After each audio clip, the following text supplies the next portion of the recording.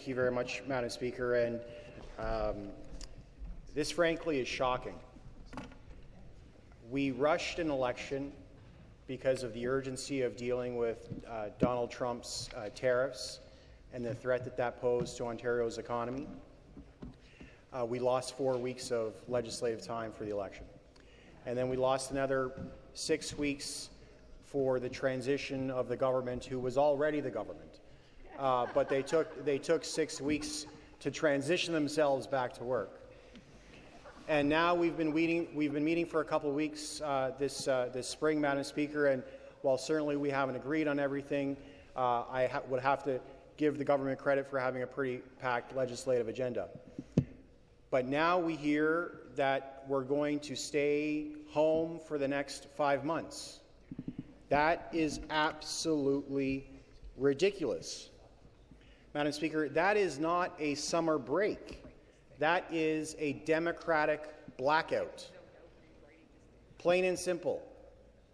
I don't understand what this government is so afraid of.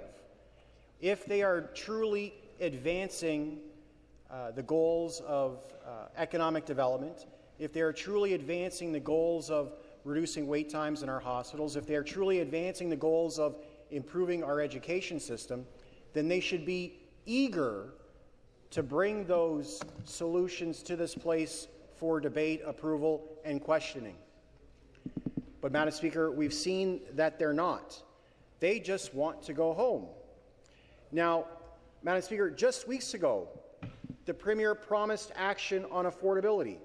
Days ago, his government and his ministers said that they were focused on housing and health care and public safety. But now, Madam Speaker, you know what? They're clocking out. We're done. We're going to take a longer break than teachers, who they decry so often for having poor work habits. Literally, we're going to be out for half the year. And look, don't get me wrong. People do work in their ridings. There's lots of coffee meetings. There's lots of Kiwanis Club meetings. There's lots of door knocking to do, and excuse me, and church suppers to attend. But 5 months is a little ridiculous, Madam Speaker. If this government was truly committed to standing up for Ontarians, if they were truly committed to defending Ontario against the threat of tariffs, and if they were truly committed to bringing Canada together to help everyone in Canada defend against those tariffs, they would have this legislature back earlier in the fall, as scheduled, right after Labor Day. Not a week or 2 weeks, whatever it is, after Thanksgiving. That's not the kind of government that the Premier promised in the election.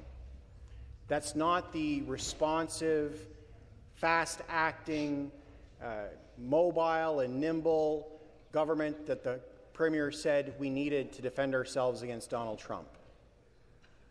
That's not what Ontarians want, and it's not what Ontarians deserve from their government. Thank you, Madam Speaker.